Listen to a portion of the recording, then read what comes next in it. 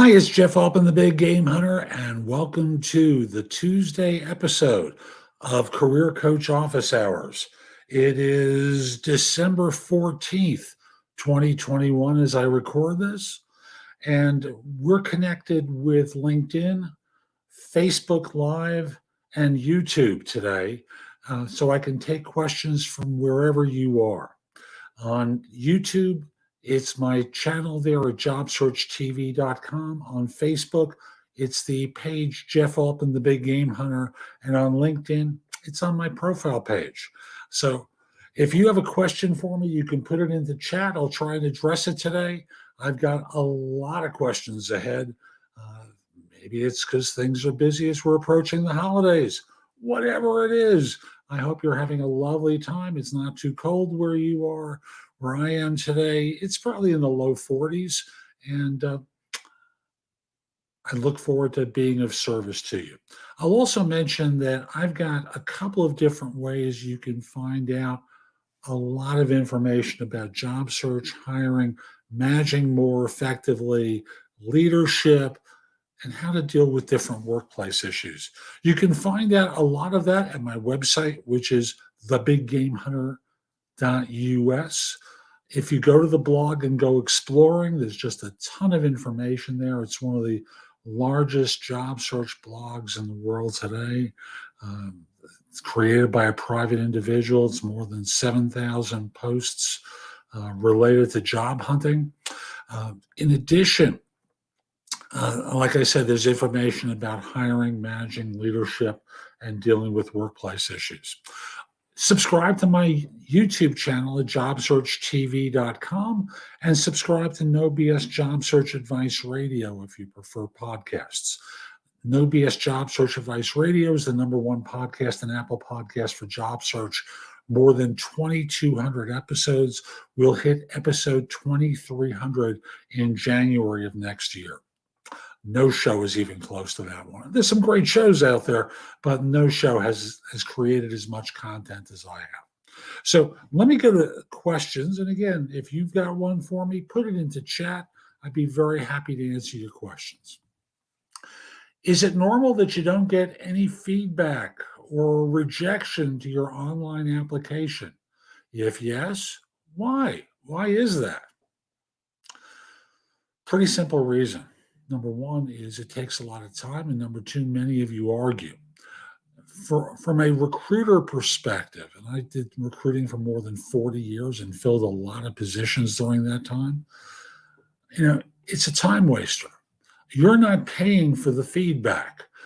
And what feedback third-party recruiters get often is pretty limited. And when you hear it, sometimes it can be insulting.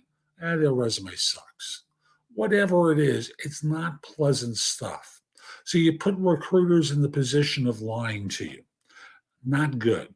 So sometimes the issue comes down to, you're a time waster. They can't get you an interview. You're not a fee. You're going to be aggravation.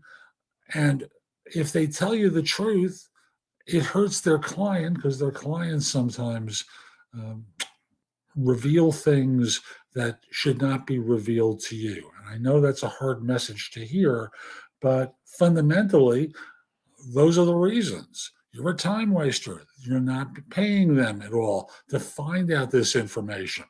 And thus, rather than put themselves in the position of arguing with you or lying to you about what their client told them, they just don't bother. And if it's a corporate recruiter, sometimes they will respond. Sometimes they will say, we didn't see something that really fit what our needs were. Well, what didn't you see? And this is where they go down the rabbit hole of you arguing your case. And they don't want to do that. They just want to get rid of you, complete this cycle, and move on. So that's really why you don't get feedback. And again, sometimes you do. There are some people who will send an email or a text saying you're no longer being considered. Good luck to you. I'll be back in touch with you at a time where I have something that makes sense. Well, why didn't I get the interview? And that's what they're trying to avoid. So if you send that message back, you might just tailor it to say, is there anything you can share with me that would be useful to my understanding why it is you're not interviewing me? If they give it to you, great. Don't argue. Clarify, and you can say something like, I just want to be clear that I understand what it is. What you told me is such and such. Did my resume not communicate that I had that experience?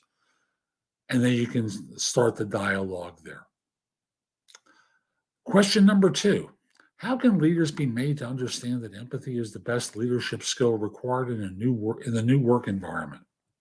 I'm going to treat the phrase the new work environment as being US centric because other cultures view things differently. So, and just from the standpoint of other cultures, I always remember a friend of mine when he was at Harvard Business School talking about a case study that a professor presented of the problem employee and what to do with them. And the professor was looking for the classic answer. You take them aside, speak to them privately, talk with them about how their poor performance is affecting the team overall. They really need to get it up to speed because it's going to hurt everyone, including them. And there was the son of an industrialist from another country that was there. And he started laughing. And the professor asked, what's so funny? He said, where we come from, we do it a little bit differently. Someone makes mistakes frequently, they're not doing their job. You bring everyone together, put them into the middle of the circle, and you fire them. You humiliate them, you insult their family, you do everything possible to humiliate them because then no one's going to pull that crap. So different cultures conduct themselves in different ways. I'm not saying one is better than the other, but this is a US-centric question. So there's a coach that I trained with named Lance Secretan. I believe I may have mentioned him on Friday previously. And he uses a model called CASTLE that stands for, the C is for courage, A for authenticity, S for service, T for truthfulness, L for love, E for effectiveness. It's a nice framework from a leadership perspective. Doesn't mean you don't hold people accountable for poor performance. You do. That's the E in effectiveness. But empathy, that is putting yourself in someone else's shoes, is not the only leadership skills. It is a leadership skill. I don't know if it's the best one. But I do believe that demonstrating empathy is about showing love for your employee. So if you're deficient in one area, courage, your people are going to run all over you. You're not going to get results, are you? If you're a liar to people and inauthentic, they're not going to follow you. If you don't serve others, well, the result is going to be they're going to withdraw their support of you. If you're dishonest, I don't have to say anything.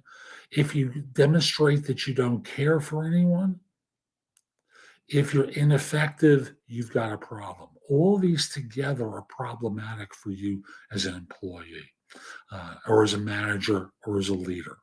Pull it together. Again, I don't know that empathy is the best leadership skill, but it is an important leadership skill, falling under the umbrella of love.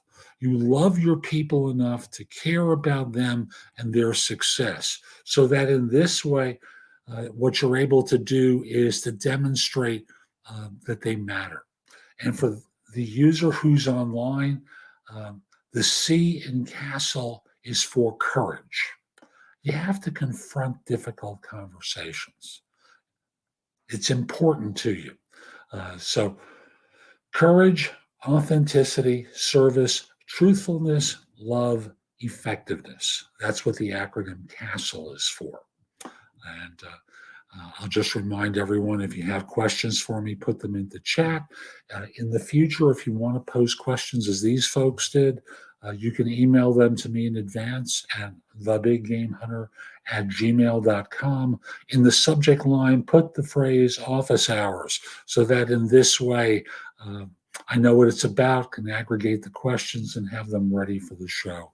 The next one's going to be Friday at 9 a.m. And for the LinkedIn user, you are welcome. I'm here to serve. Service. Next question. As a software engineering interviewer, which I was for many years when I did search, a lot of the work I did was in technology recruiting. Do you always leave sufficient time at the end of the interview to let a candidate ask a few questions? Yes. Um, it's a courtesy. And I say it that way because the typical question that most people are going to ask is, tell me about the job, right?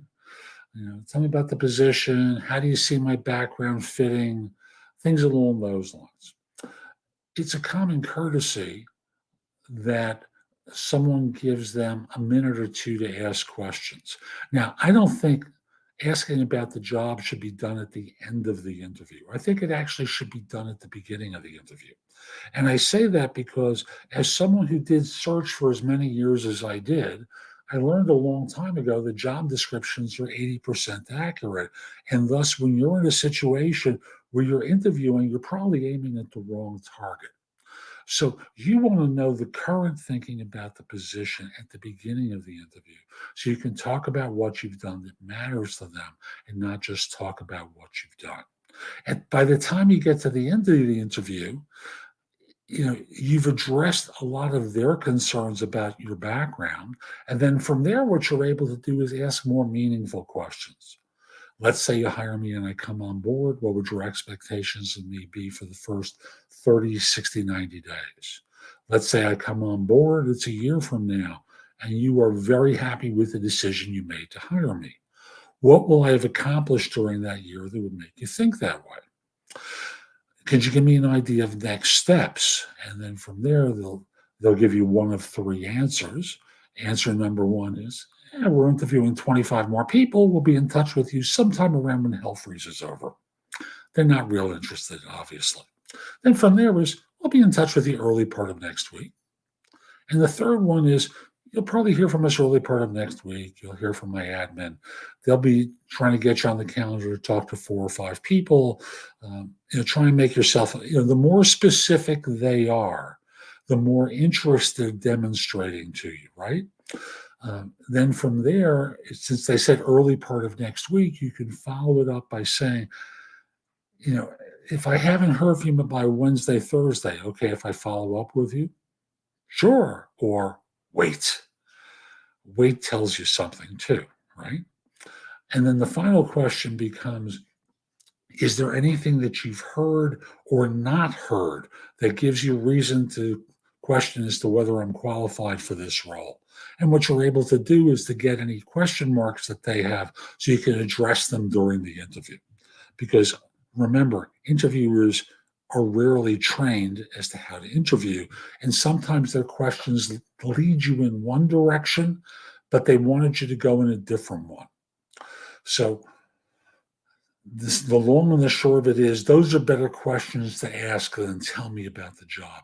Again, tell me about the job you want to find out about at the very beginning.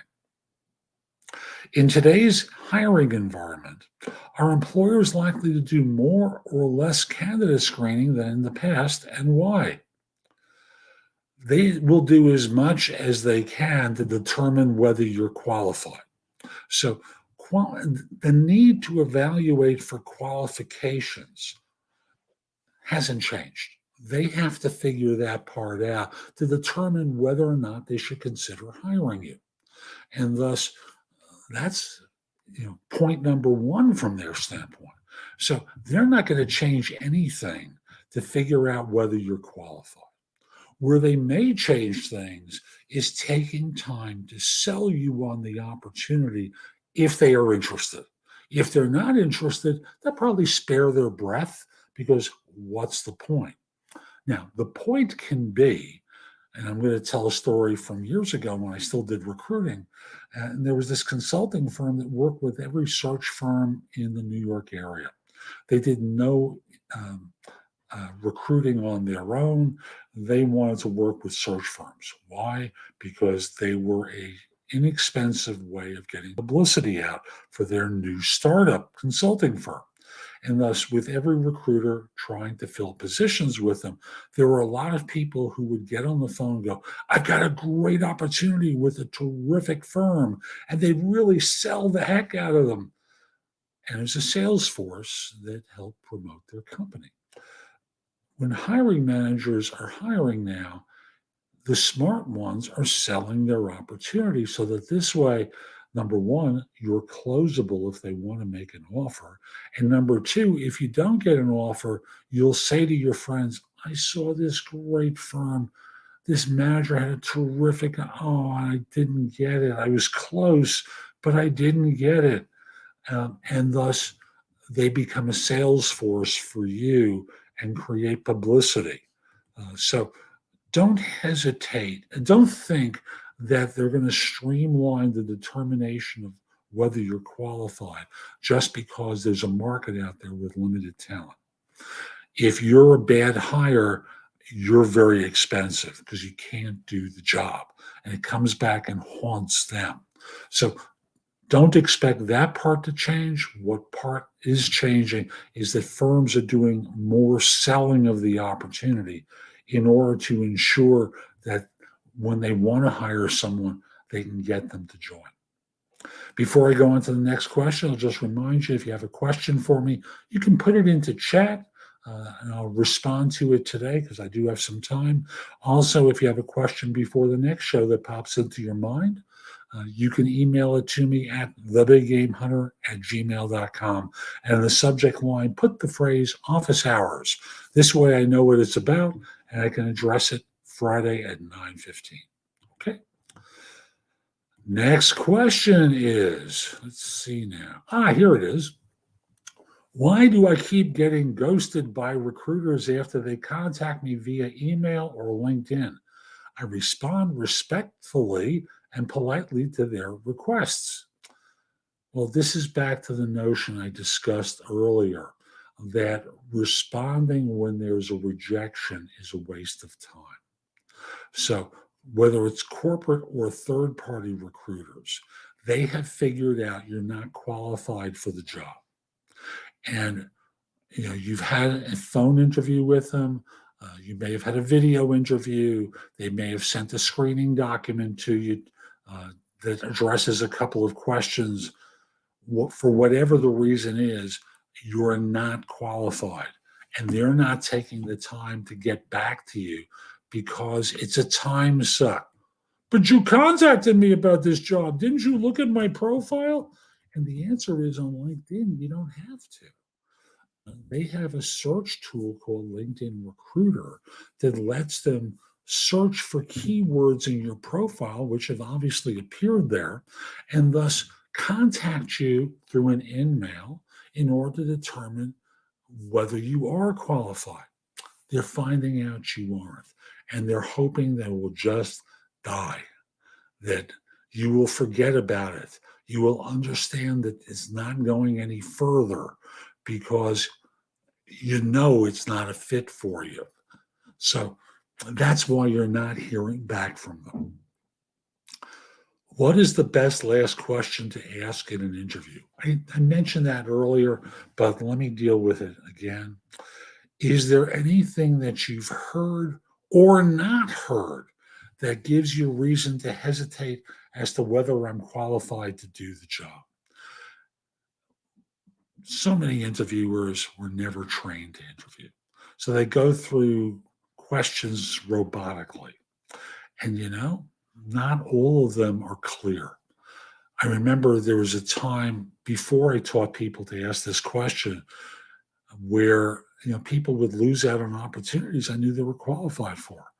But they were asked questions that they weren't accurate questions to elicit what the interviewer wanted. So once they started asking this question, I remember two guys got back to me in 1 week, and they reported that they said the hiring manager said something along the lines of, I didn't really hear a lot about your experience with whatever it was.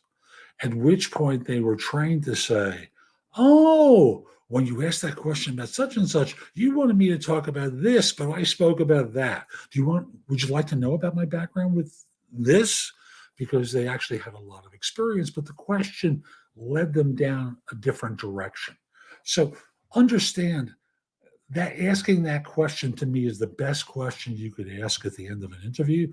And then once you've gotten the answer, which can be as also, no, I got everything I need. I just want you to know how interested I am in this role. I do look forward to hearing from you about next steps in the process. And that's also one of those tiebreaker questions that allows them to know that you're interested in the role.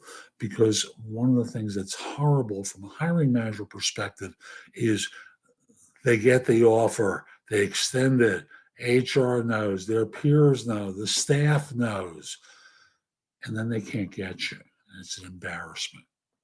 So I'll simply say, getting clear about that and uh, demonstrating your interest in the role is a tiebreaker for them in wanting to extend an offer to you. How important are LinkedIn posts for job seekers in the eye of recruiters? So I'm going to deal with this in the eye of corporate recruiters and the eye of third-party recruiters. These are tiebreakers. So if you've got a quality article on LinkedIn, few thousand words, it's good stuff. What you're able to do is to demonstrate expertise in your chosen area of expertise. However, not all articles are well written. Not all articles are going to really speak to what it is a firm wants. So, the primary thing is they have to find you. So that's point number one. If you don't have the keywords in your profile, if your profile and your conversation with them does not demonstrate that you fit the role and have a personality that would fit into the group, then the articles are not going to help. Articles are also good in that they can be indexed by Google, and people sometimes search through Google rather than LinkedIn to find people. So these are all helpful. They are not the main thing. If they're on LinkedIn, they are searching for profiles. And then from there, they're taking a look at secondary things like articles that you've written. What exactly does, when I see a similar role, I'll recommend your profile mean when a recruiter or HR writes that? And the answer is, don't call us, we'll call you. They're saying, and I'm going to translate this into non-corporate English, we're turning you down for this job, but if something else comes up, we'll be back in touch. They may never be in touch. They may have made a determination that you are what is nicknamed an empty suit. You don't know squat. And thus, they're being polite, but what their interview notes are telling them is you are a colossal waste of time. There's no way of knowing this. But they're trying to be polite. They're trying to be courteous. And in doing so, they're giving you a placebo. The placebo may never amount to anything. Usually they don't. But they're trying to be respectful and courteous. So don't expect anything from this firm. The likelihood is zero. Is it okay for someone to begin a cover letter with, "My name is," whatever the name is? And the answer is yes, but why would you do that? It makes you seem small rather than focusing in on what it is in your background that demonstrates your fit for the role. So I would rather have you start off with, I'm forwarding my resume to you because I'd spoken with so-and-so, and they made me aware of a position that you have open with so-and-so. You know, she outlined the position to me. Let me demonstrate how my background fits what I was told they were looking for. And that's a more powerful beginning to a cover letter than, hello, my name is. You're going to have your name as part of the way you sign that cover email or fill it out in the applicant tracking system or however it is you're communicating. Why you would start with your name, which is the least important thing from their standpoint, is odd. Avoid that one. Stick with mine. It's stronger and it communicates much better for you. As someone who is interviewing possible candidates for a job, would you consider it negative or positive that someone laughs and makes too many jokes during the interview? Well, you already know the answer because you put the phrase too many jokes. Too many jokes is an indication that there's a problem. You know it's too much and it doesn't serve you. So it's a negative. What point is there in laughing and joking with someone? Are they responding to it? How does that enhance you demonstrating you fit the group? Excuse me. So remember, they are first there to evaluate your qualifications. Then from there, they're trying to evaluate for fit. What's better than laughing and joking is putting a smile on your face at the beginning of the conversation and using it regularly during the conversation because that demonstrates an ease and a friendliness different than being serious or dour. D-O-U-R. If you're not familiar with that word, you can look it up. And thus, if you conduct yourself in serious mode the entire time, you're not revealing dimensions of your personality.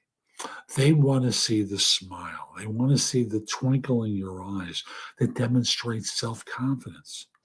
As I've said before, they want to know that you're competent, self-confident, have chemistry with them, demonstrate character, maybe a little bit of charisma, that you care about doing the job so that they can trust you. Don't hesitate to smile. Don't joke. It just doesn't work. You hurt yourself when you do stuff like that. As of now, last question. I'm getting rejected by every employer. How can I deal with this? So the reason you're getting rejected is in all probability that you're not demonstrating your competence. So that's the launch point for every evaluation, demonstrating competence. Get qualified, review, practice with someone else, learn how to interview better. That's not simply about competence. I teach a framework for interviewing. If you want to learn more about it, you can either purchase the book on Amazon. It's called The Ultimate Job Interview Framework. It's available as a paperback or Kindle book. Even better is the video course, which is available at thebiggamehunter.us/interviews. And I will tell you the video course is extremely good and will help you a heck of a lot. So learn to interview better. Practice answering predictable questions that demonstrate your competence. You will get much better results.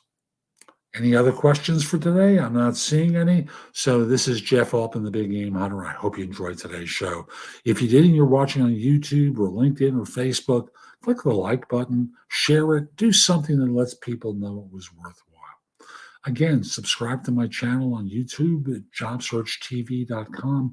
Connect with me on LinkedIn at LinkedIn.com/IN/the Big Game Hunter.